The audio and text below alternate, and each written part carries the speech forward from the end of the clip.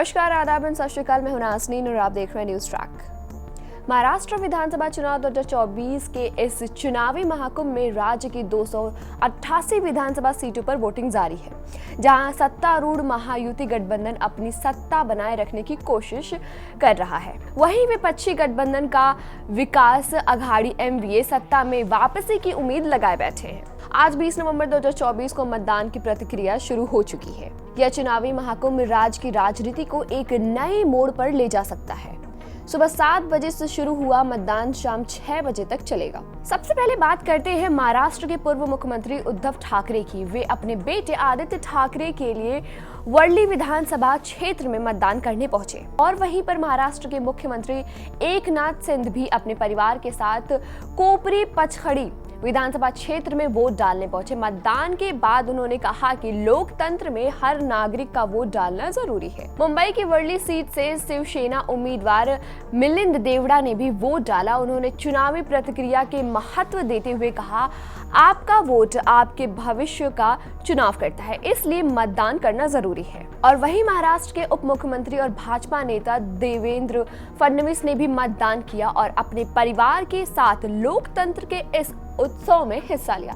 उन्होंने अपील की, हमारी जिम्मेदारी है कि हम सरकार को चुने, इसलिए मतदान हमारी प्राथमिकता होनी चाहिए। फिल्मी दुनिया के सितारे भी आज वोट डालने पीछे नहीं रहे। अभिनेता देशमुख और उनकी पत्नी भी यहाँ पे वोट डालने आए और कहा कि हर नागरिक का कर्तव्य है कि वह वोट करे, क्योंकि यह बदलाव की शुरुआत होती है। एनसीपी प्रमुख शरद पवार ने भी बारामती में अपने मत का प्रयोग किया। इस दौरान उन्होंने कहा कि महाराष्ट्र के लोग शांतिपूर्वक और बड़े पैमाने पर मतदान करेंगे। आपको बता दें कि पूर्व क्रिकेटर सचिन तेंदुलकर भी पत्नी अंजलि और बेटी सारा के साथ मुंबई में वोट डालने पहुंचे। उन्होंने मतदान के महत्व पर जोर देते हुए कहा कि यह हमारा लोकतांत्रिक कर्तव्य है और मैं सभी से अपील करता हूं कि वे वोट करें।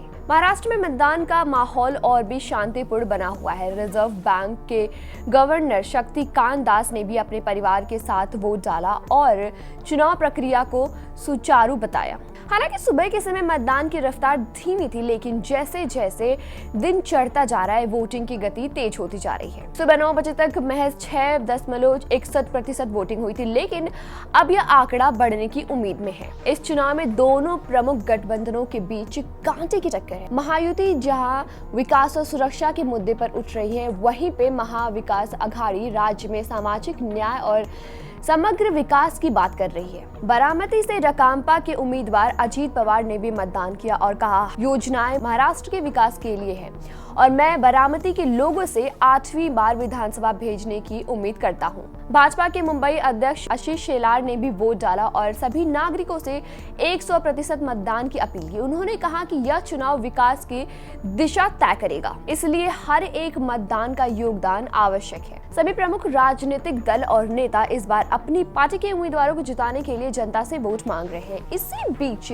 सत्तारूढ़ गठबंधन महायुति और विपक्षी महाविकास अघाड़ी के बीच कड़ी टक्कर देखी जा रही है। अब देखना ये होगा कि 23 नवंबर को वोटों की गिनती के बाद महाराष्ट्र की सत्ता किसके हाथों में जाएगी। क्या महायुति अपनी सत्ता बनाए रख पाएंगी या विकास अघाड़ी को सफलता मिलेगी? फिलहाल ये सवाल तो सभी के मन में है और हमारे मन में भी। मैं हूं नाज़नीन और आप देख रहे हैं न्यूज ट्रैक, जस्ट जर्नलिज्म।